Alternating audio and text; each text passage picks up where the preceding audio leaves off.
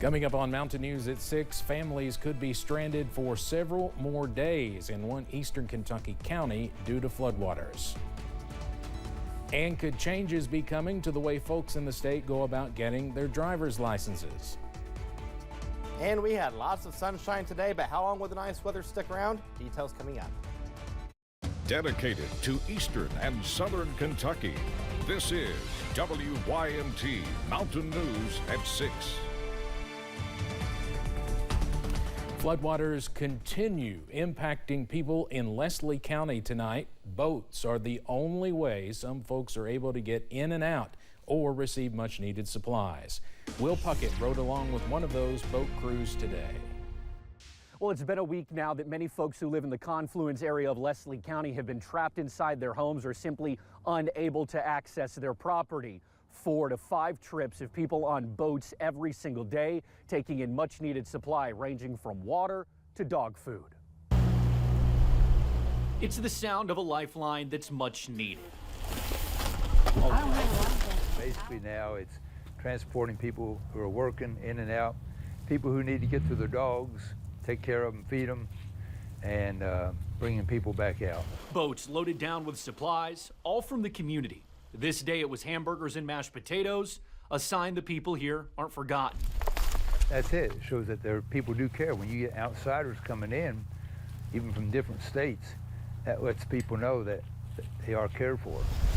While the water is receding, markings on poles like this one show it's the highest the Middle Fork of the Kentucky River has ever been. Well, I seen it one time when I was younger. I was like 5, and I lived down that way, and it got way up there, but that was the only time.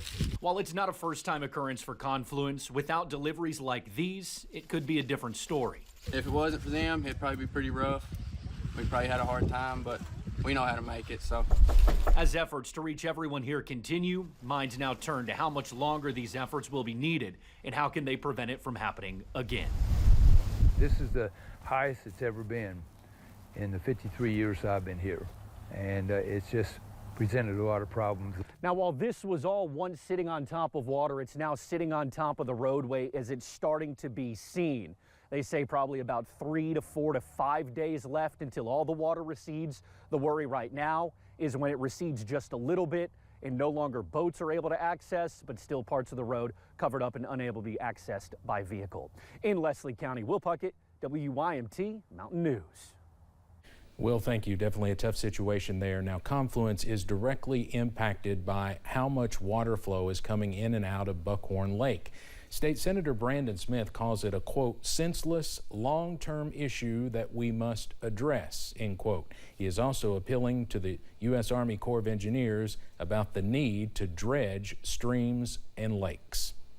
Nonprofit organizations throughout the region are continuing their mission to serve those affected by the flood. Shelby Valley High School and the Kentucky Dream Center teamed up the night of the flood last Saturday to be a central distribution hub in the Pikeville area. Since then, a disaster relief nonprofit has joined in to serve hot meals to those in need.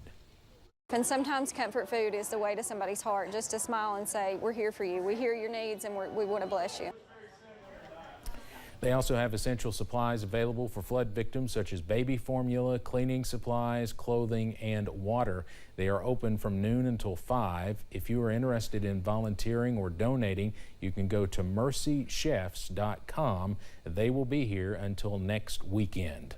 Communities in Floyd County are working to clean up and move forward after the recent flooding tore through the region, and Christian Appalachian Project is working hand in hand with some of those most in need. WYMT's Buddy Forbes has a look at the cleanup mission in Martin. From the ghost of kitchen cabinets to the waterlogged toy box. It's hard to see because of what it looked like before, and knowing that my mom and dad worked hard to have it, and a lot of their possessions are gone now. But I know once it's fixed back, it'll be fixed back better than what they had before. The Lafferty family home was ravaged by the raging waters of the February 15th flood, reaching higher in their Martin community than neighbors have seen in decades. This is the first time the family's ever had to go through anything like this, so a lot of emotions going through. Glad they're safe. Edward Lafferty says his parents have lived in their home on Cracker Street for 6 years. But the house contained memories that span decades, and it will require a lot of work to get it back in livable condition. So when his co-workers at Christian Appalachian Project heard his family was in need, they wanted to get hands out to help. The family that's here is kind of got a deeper connection with us. It's one of our own, some of their family members that's been impacted. Crews began cleaning up the home Monday, tearing up carpet, taking down underpinning, and dragging ruined items to the curb, saying the Laffertys are not able to do that work on their own. And though the main goal is to get the family back in their home, They're all thankful they're still alive and safe, and they're all looking forward to them to be back here. CAP workers say they want to provide a little healing every step of the way. And so if there's a chance that we can offer someone hope, or just, just an encouraging word, or just our presence being there, to me, that's speaks for itself as far as the blessing that it is to get to be a part of this. Helping the Laffertys shoulder the load. In Floyd County, Buddy Forbes, WYMT Mountain News. The home is one of many in the community that was hit by the high water. CAP workers have been talking with neighbors to assess their needs as well. Many folks are trying to gut out their homes to prevent mold from building up as they start the road to recovery. WYMT's Amelia Lee spoke with a Hazard woman who lost her home and the group of volunteers coming in to help. Michael Deaton was in her home when it flooded. She says she did not expect the floodwaters to be so high, so she didn't have a chance to prepare before a police officer rescued her from the high waters. I think I was in shock. You know, it was just, I just didn't think we'd get in the house this time, but I was wrong. Pieces of Deaton's life now destroyed and sitting in her front yard. She used her home for work as a daycare for children. My heart is broken over the kids. And they all call me Nanny, because that's what my grandchildren call me. And a lot of people call me Nanny, and it means the world to me. Volunteers like Farron Cole are working around the clock to repair Deaton's home. Hazard actually came down to Asheville, North Carolina, where I live, and after Hurricane Helene, and they brought an incredible amount of help down. And so this feels incredibly personal to just love back. They are pulling mud from the basement and picking up debris. You are not forgotten, Kentucky. We are here. There are other agencies here and groups here. Look for the helpers. There's nonprofits here. There's people that love you guys and came up to help. But what gets Deaton through it all is neighbors both known and unknown who are helping her build back her life. Thank you is not a good enough word, because I appreciate it so much, forever. A day full of ordinary miracles. Well, we sure love you, and I just met you, but I want to call you Nanny, Michael. Okay, you can. Yeah. In Hazard, Amelia Lee, WYMT Mountain News. Deaton says she is grateful for the people helping her. Volunteers say they will concentrate on Deaton's house before they move on to another place. Governor Andy Beshear gave a flooding update from Frankfort this morning. The death toll for those killed by the recent flooding and cold weather climbed to 22. As of 9 a.m. this morning, there were still more than 2,300 folks without water throughout the state and more than 42,000 who remained under boil water advisories. And late today on social media, this is big. The governor announced that President Donald Trump has approved individual assistance for 10 counties affected by the flooding. Now, those counties are Breathitt, Clay, Harlan, Knott, Lee, Letcher, Martin, Owsley, Perry, and Pike counties. It is important to note, and I've already been seeing questions about why Floyd County, why this county is not on there. More counties could be added later, but again, it's just 10 at this point. Appalachian Regional Healthcare is still collecting supplies for flood relief. ARH is asking for donations of cleaning supplies like bleach, heavy-duty garbage bags, mops, and shovels. They are also asking for baby care items, household essentials like toilet paper and paper towels, and new, unused clothing.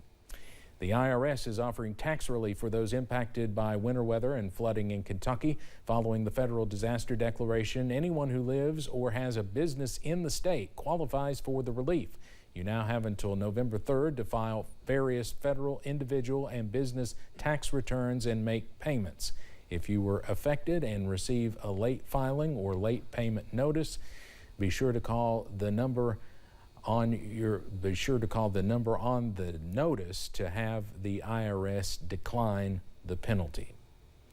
Earlier this month, we told you about a healthcare fair being hosted at the Appalachian Wireless Arena in Pikeville, but that event is now postponed due to the flooding. Officials with SOAR say a new date for the Healthcare Career Pathway Fair will be announced soon.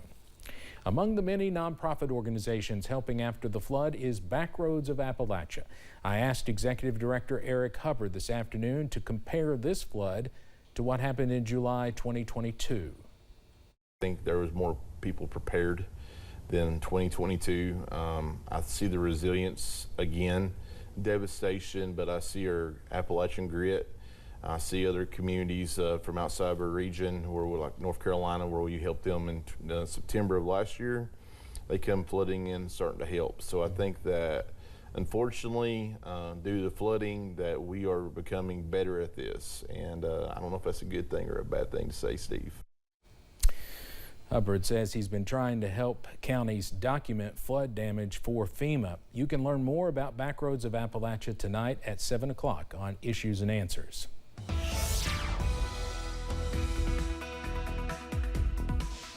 Wow, what a beautiful day across eastern Kentucky. We had highs in the 50s and 60s with plenty of sunshine. Take a look here from our tower cam at Buffalo Mountain. You can see we stayed mainly sunny until we rolled into the afternoon hours. Then the clouds started to pick up a little bit, but still not a bad day at all. Again, highs were in the 50s and 60s. We're still in the mid to upper 50s from Jackson down to Harlan, over towards Monticello, low 50s towards Whitesburg, mid 50s from Louisa down to Clintwood, Wise, and Grundy. Good evening to you. You're seeing temperatures in the mid 40s. All is quiet on live pinpoint Doppler radar, and this will get a nice break as we go throughout the day on Tuesday and for the most part Wednesday. It's when we get into Wednesday night that our next chance of rain will return, but tonight not bad. Overnight lows in the upper 30s and low 40s will stay mainly clear. We'll see a temperature of 49 by the 10 o'clock hour, 43 by 4 a.m. When you wake up in the morning, temperatures in the upper 30s and low 40s will greet you. But again, rain chances are in the forecast. We'll tell you when in the first alert forecast in a few minutes. Steve. Eric, thanks. One person is dead and another facing charges after a crash between a truck and a pedestrian on a bicycle. Virginia State Police say it happened last Friday on Route 58A in Lee County, Virginia. 18-year-old Skylar McMahon of Big Stone Gap was heading west when he was rear-ended by a Ram 1500. The truck was being driven by Dustin Holman of Wise. McMahon died at the scene. Holman was charged with reckless driving. The Kentucky Court of Appeals has ruled to uphold the bond of the suspect charged with killing Amber Spradlin. M.K. McKinney, the son of Dr. Michael McKinney, was charged with murder in the case. In the order filed, the court concluded that the $5 million bond was reasonable based on the details of the case. Attorneys for McKinney appealed the ruling, but the justices presiding in the case upheld that ruling by Judge Eddie Coleman. Could changes be coming to the way Kentuckians go about getting their driver's licenses? At least 2 bills have been filed dealing with the process of going to regional offices. It comes as the deadline to have real IDs is coming up soon this May. Representative Savannah Maddox says she has heard horror stories of long lines and difficulty getting licenses, so she's sponsoring a bill that she says would fix that, moving the issuance of standard licenses back to circuit clerks. Complain about the unreasonable frustrations that they have faced with Kentucky's implementation of the Real ID law. Now, if House Bill 518 becomes law, it would not take effect until July of next year, giving circuit court clerks more than a year to get ready for the change. The law would only impact the issuance of the standard driver's license. A bill to increase punishment for people who repeatedly violate restraining orders is making its way through the legislature. House Bill 38 would make the 3rd offense for violating the protective order within 5 years a Class D felony, if it involves physical harm or the threat of physical harm. It now heads to the Senate for consideration. All right, weather headlines for tonight. A nice stretch of sunshine. Temperatures, they're going to go up. We're talking temperatures some places in the low 70s midweek. And we'll have a look at the rest of the month coming up in the first alert forecast in a few minutes. And a former well-known and beloved professor is laid to rest.